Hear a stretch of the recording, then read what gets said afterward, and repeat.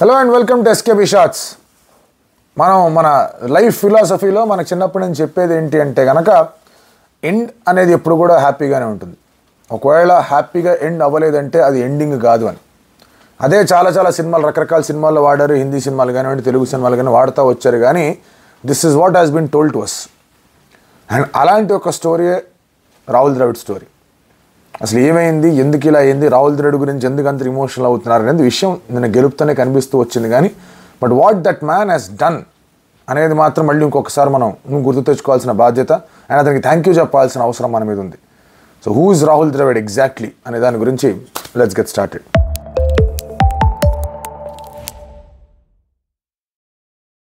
Late 90s cricket చూడడం, క్రికెట్ని చాలా చాలా ప్యాషన్గా పెట్టుకొని ఫాలో అవుతూ ఉన్న వాళ్ళందరికీ కూడా Rahul Dravid is an emotion. ఆ జనరేషన్ ఆఫ్ క్రికెటర్స్లో రాహుల్ ద్రవిడ్, వివిఎస్ లక్ష్మణ్ అండ్ అనిల్ భాయ్, వీళ్ళ ముగ్గురు కూడా యాక్చువల్గా క్రికెట్ బాగా ప్రేమించే వాళ్ళు ఎవరైతే ఉన్నారో వీళ్ళ ముగ్గురు వారు లైక్ ఏం ప్లేయర్ రా వీళ్ళు అని. సచిన్ వేరే లెవెల్. సచిన్ అప్పుడు కూడా ఇప్పటికి కూడా వేరే లెవెల్. సచిన్ని టచ్ చేసే ప్లేయర్ లేడు. సచిన్కున్న విధానం కానీ, సచిన్కున్న టాలెంట్ కానీ, సచిన్కున్న రేంజ్ ఆఫ్ షాట్స్ కానివ్వండి, సచిన్కున్న ఫిజికల్ డిజబిలిటీ వల్ల ఉన్నా కూడా, అంటే ఫిజికల్ డిజబిలిటీ అంటే హైట్ తక్కువ, బౌన్సర్లు వేస్తే ఇబ్బంది పడవచ్చు, అది ఏమీ లేకుండా అన్ని విధాలుగా కూడా ఆడగలిగాడు. ఎటువంటి బౌలింగ్ అన్నా కూడా అసలు అటాక్ చేయగలిగాడు, వాళ్ళు వెనక్కి నెట్టగలిగాడు.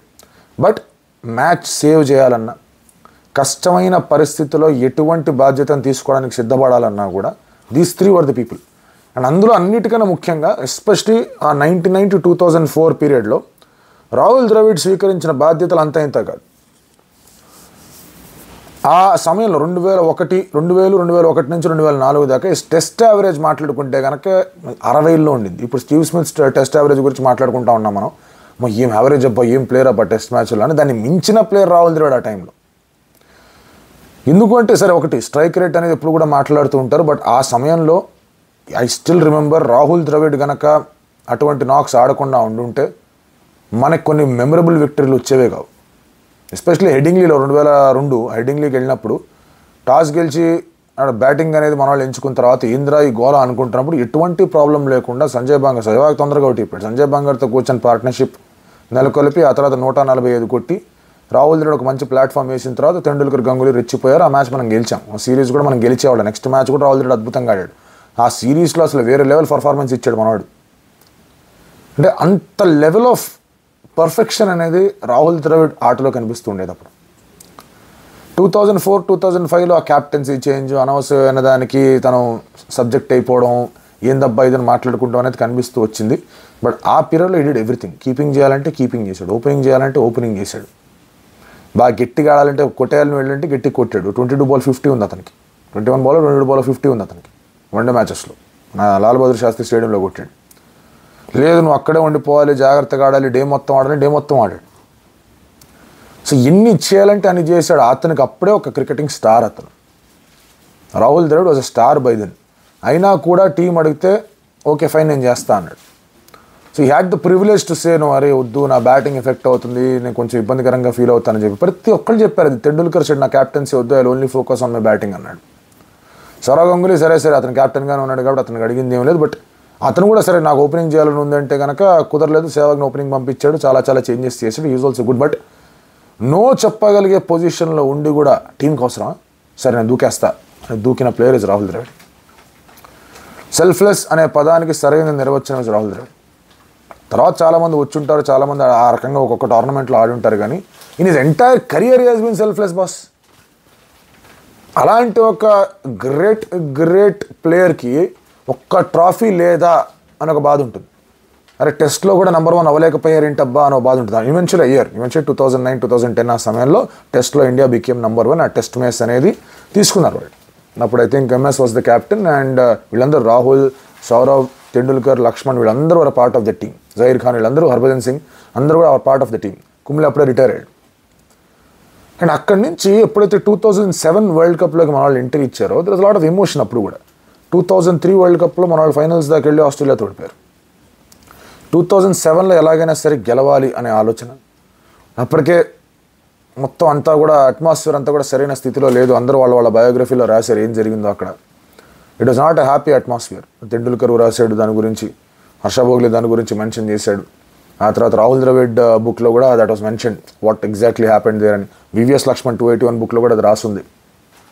సో ఆ సమయంలో ఇండియా ఆల్దో ఫైనల్స్కి వెళ్ళి ఓడిపోయారు. సరే 2007లో బాగా ఆడతారు, ఇది గ్రూప్ స్టేజెస్, బంగ్లాదేశ్ శ్రీలంకనే, ఆ తర్వాత ముందుకు నమీబియా, ఆ తర్వాత ముందుకు పోవచ్చు, ఇవన్నీ మాట్లాడుకుంటున్న సమయంలో ఒక షాకర్ డిఫీట్ బంగ్లాదేశ్ నుంచి, శ్రీలంకతో ఓడిపోవడం, అండ్ రాహుల్ ద్రవిడ్ ఇంకేం చేయలేని పరిస్థితులు ఇలా పెట్టుకొని కూర్చున్నాడు. కట్ టు 17 years later వెస్టిండీస్లో అదే మనిషి ఫైనల్ ఆడుతూ ఉన్నాడు.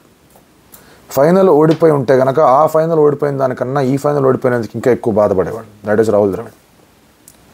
ఎందుకు అంటే అతను ఈ టీంని ఏ విధంగా హ్యాండిల్ చేశాడో ఒక 2 నిమిషాల్లో మాట్లాడుకుందాం. లాస్ట్ 1 year ఇండియా అన్ని ఫార్మాట్స్ ఆఫ్ ది గేమ్లో ఫైనల్స్కి వెళ్ళారు. అండ్ ఇది ఓడిపోయావంటే అన్నీ ఓడిపోయేవాడు. అది ఇంకా చాలా గట్టిగా గుచ్చుకునేది రాహుల్ ద్రవిడ్కి. అండ్ రాహుల్ ద్రవిడ్ గురించి ఒక క్యాంపెయిన్ చేశారు, do it for Dravid, do it for Dravid అంటే నా కోసం చేయొద్దురా నాయన, మీకోసం మీరు చేయండి అని చెప్పాడు. జతిన్ సౌప్రూతో అన్నాడు, if you have the power please take down that campaign అన్నాడు. అండ్ అలాంటి ప్లేయర్ రాహుల్ ద్రవిడ్, అస్సలు లైమ్ లైట్ వద్దు. అండ్ ఇంకోటి, టీమ్ ఫెయిల్ అయినప్పుడు Rahul Dravid comes to the press conference. World కప్లో వచ్చాడు, T20 వరల్డ్ కప్లో వచ్చాడు. Rahul Dravid came in to the press conference. Team గెలిస్తే కెప్టెన్ వెళ్తాడు, లేదంటే కనుక బెస్ట్ ప్లేయర్ వెళ్తాడు ప్రెస్ కాన్ఫరెన్స్కి. సి యాజ్ అ కోచ్ ఎప్పుడైనా కూడా ముందుకు వచ్చి నా ప్లేయర్స్ నేను కాపాడుకుంటానట్టుగానే వచ్చాడు. ఎప్పుడు వచ్చినా కూడా ఒకటే డైలాగ్ ఉంటుంది ఓడిపోయినప్పుడు, yes you know in this format we need that kind of luck that did not go our way. ఇలాగే మాట్లాడతాడు, వి ప్లేడ్ వెల్ అంటాడు. ఎవరి గురించి ఏ విధంగా కూడా తప్పుగా మాట్లాడు. అండ్ 2007 నుంచి 2024 ఏ వెస్టిండీస్ గడ్డలో అయితే రాహుల్ ద్రవిడ్ నేతృత్వంలో ఇండియా కప్పు గెలవలేదని చెప్పేసి రకరకాల దూషణలు చేశారు, అదే రాహుల్ ద్రవిడ్ ఆచార్యుడిగా ఉన్నప్పుడు ఇండియన్ టీం వెళ్ళి ఇక్కడ గెలుచుకొని వచ్చింది. ఆచార్యుడు కురుక్షేత్రం చేసినప్పుడు ఆచార్యుడు ఓడిపోయాడు, ఎందుకంటే తప్పు వైపు ఉన్నాడు కాబట్టి. ఆచార్యుడు పుత్రుడు ఓడిపోయాడు, అతను తప్పు వైపు ఉన్నాడు కాబట్టి. అతనికి ఫలానా మనిషికి ఎటువంటి స్నేహం లేదు, అది ఊరికే సినిమాలో ఊరికే పెట్టారు, అది వేరే విషయం, అది ఫిక్షనల్ కాబట్టి వదిలేసేయండి. వాళ్ళు గొప్ప వీడు దిబ్బ అనేది అంతా ఫిక్షనల్, దాని పక్కన పెట్టండి. బట్ ఈ ఆచార్యుడు మాత్రం నించున్నాడు. అండ్ టీంలో it was a very bad phase when Rahul Dravid became the coach. చాలా చాలా బ్యాడ్ ఫేజ్ అది. విరాట్ కోహ్లీ క్యాప్టెన్సీ అనేది వదులుతా అనేయడం, ఆ తర్వాత నువ్వు వదిలేయని చెప్పడం, ఆ తర్వాత Virat Kohli test match captaincy కూడా వదిలేయడం, అండ్ దెన్ ఆ సౌత్ ఆఫ్రికా సిరీస్ సరైన రీతిలో వెళ్లకుండా ఉండడం, and then what is happening అని చెప్పేసి కొంచెం ఆలోచనలు రావడం. T20 వరల్డ్ కప్కి బ్యాంగ్ అప్రోచ్ అన్నారు, అక్కడికి వెళ్ళిన తర్వాత అటువంటి అప్రోచ్ అనేది ఫాలో కాకుండా ఉండడం, ఆ సెమీఫైనల్లో ఓడిపోవడం, వాట్ ఈస్ దిస్ అన్నారు. ఆ ఫస్ట్ టైం వరల్డ్ కప్పే ఓడిపోయిన తర్వాత రాహుల్ ద్రవిడ్ అండర్ 19లో NCAకే ఆడుకోవడం బెటర్, ఈజ్ బెటర్ దేర్, ఈ పెద్ద పెద్ద స్టార్స్ని హ్యాండిల్ చేయలేరు అన్నారు.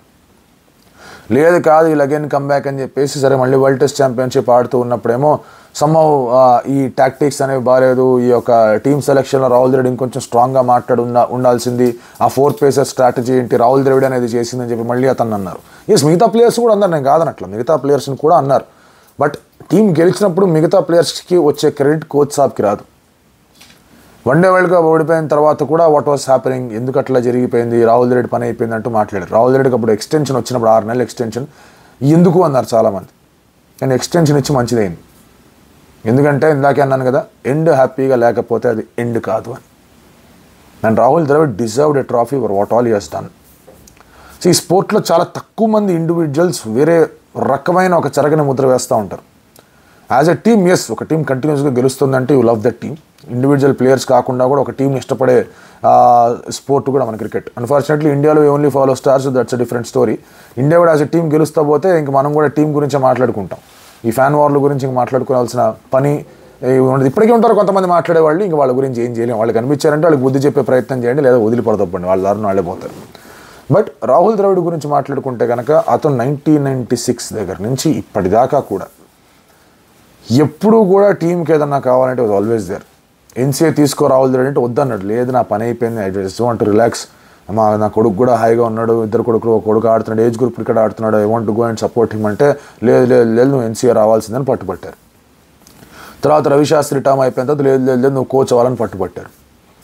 కోచ్ అయిన తర్వాత ఎక్కడ కూడా సర్లే ఏదో నా మీద బాధ్యత వదిలేసారు, ఇంక నాకు తప్పదులే అన్నట్టు కూర్చోాలి. ఇంత టఫ్ సిచ్యువేషన్స్లో హార్దిక్ పాండ్యా ఎక్కడి నుంచి వచ్చాడు? Hardik Pandya came from a pool of abuses. బూతుల ఊబి నుంచి బయటకు వచ్చాడు హార్దిక్ పాండ్యా.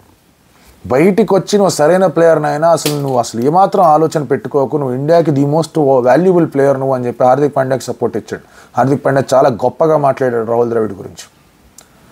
రోహిత్ శర్మ హార్దిక్ పాండ్యా ఫ్యాన్స్ మధ్య జరిగిన, హార్దిక్ పాండ్యా ఫ్యాన్స్ ఉన్నారని కొంతమంది అడుగుతారు, సరే పక్కన పెట్టండి. వాళ్ళ మధ్య జరిగిన ఘర్షణ అంతా ఇంత ఘర్షణ కాదు. అండ్ చివరికి it ended up Rohit Sharma Hardik Pandya ముద్దు పెట్టాడు, అక్కడ ఎండ్ అయింది అది. అండ్ అటువంటి సిచ్యువేషన్లో పట్టుకున్నాడు హార్దిక్ పాండ్యా, లేదు నువ్వు రా అన్నాడు.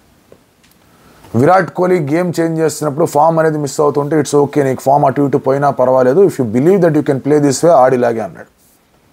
చాలామంది విరాట్ కోహ్లీ ఓపెనర్ ఏంటి, విరాట్ కోహ్లీ ఓపెనర్ ఏంటి, రాహుల్ ద్రవిడ్తో కూడా కంపారిజన్లు మొదలు పెట్టారు. Rahul Dravid did not enjoy opening, Rahul Dravid did not enjoy opening అని. But Rahul Dravid never said no to opening. వెళ్ళాడు. Even in fact in his last days also test match ప్లేయర్గా ఇంగ్లాండ్ సిరీస్లో అతను ఓపెన్ చేశాడు. అతను ఒక్కడే ఆడాడు, మిగతా వాళ్ళందరూ చేతులు ఎత్తేశారు, కొంతమంది కాళ్ళు కూడా ఎత్తేశారు. సో అలాంటి రీతి ప్లేయర్ రాహుల్ ద్రవిడ్. అండ్ కోచ్గా వచ్చినప్పుడు ఒక ఓటమి 5-6 నెలలే అయింది. అది నవంబర్ 19th అయింది, ఇది June 29th. ఎక్కువగా మాట్లాడితే 7 నెలలు. ఆ 7 నెలల్లో ఒక ఇండియాలో వరల్డ్ కప్ గెలిచేస్తున్నాం మనం, ఒక్క మ్యాచ్ కూడా ఓడిపోకుండా ఉండి ఫైనల్స్లో ఓడిపోయినప్పుడు బాధ అంతా ఇంత ఉండదు ప్లేయర్లకి. అలాంటి ప్లేయర్లే మళ్ళీ ఈ వరల్డ్ కప్ ఆడడానికి వచ్చారు. కొంతమంది మా లాస్ట్ వరల్డ్ కప్ ఆడటానికి ముందే ప్రకటించారు టీంకి, ఆ తర్వాత అఫ్కోర్స్ గెలిచిన తర్వాత ప్రకటించారు. దాని గురించి కూడా వీడియో మనం మాట్లాడుకుందాం. బట్ అయినా కూడా వాళ్ళందరినీ కూడా హోల్డ్ చేసి, లేదు వీఆర్ గోయింగ్ టు విన్, మనం గెలుద్దాం అని చెప్పాడు.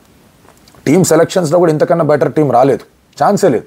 ఎందుకంటే ఇండియాకున్న కన్స్టెంట్స్ పరంగా చూసుకుంటే this is the better team. అలాగని చెప్పి ఇదే బెస్ట్ టీమ్ ఆ టోర్నమెంట్లో అంటే కాదు. ఇండియా కన్నా బెటర్ టీమ్స్ ఇంగ్లాండ్ ఉండింది, ఇండియా కన్నా బెటర్ టీం ఆస్ట్రేలియా ఉండింది. In fact south Africa was also better team than India. వాళ్ళ బౌలింగ్ పరంగా చూసుకుంటే, వాళ్ళ బ్యాటింగ్ పరంగా వాళ్ళకున్న ఆప్షన్స్ చూసుకుంటే.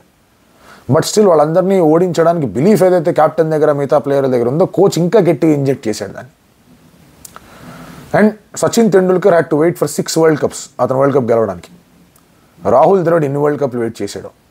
99, 2003, 2007, 11, 15, 19 అతను లేడు, 22, 23 అండ్ దెన్ 24. ఇన్ని ఏళ్ల తర్వాత రాహుల్ ద్రవిడ్ చేతిలో ఒక ట్రాఫీ అనేది ఉంది. అందుకే నేను విరాట్ కోహ్లీ వెళ్ళి, లేదు ఇది నీ ట్రాఫీ, నువ్వు గెలిచావని అతనికి ఇచ్చినప్పుడు జనరల్గా ఎమోషన్స్ చూడండి రాహుల్ ద్రవిడ్ నుంచి. మొన్న చూస్తున్నాం, ఇంగ్లాండ్ టెస్ట్ మ్యాచ్ గెలిచిన తర్వాత కూడా కాస్త ఎమోషనల్గా ఫీల్ అయ్యాడు. ఎప్పుడో ఒకసారి టోపీ ఇసిరి కొట్టాడు రాజస్థాన్ రాయల్స్, అది వేరే విషయం. కానీ ఒక్కసారి ట్రాఫీ పట్టుకున్న తర్వాత రాహుల్ ద్రవిడ్ ఎమోషన్స్ చూస్తే అది ఇంకా ఎమోషనల్ అయిపోయాం. ఆల్రెడీ వేరే లెవెల్ ఎమోషన్లో ఉన్నాను నేను నిన్న, అంత చూశారు ఏం జరిగిందో.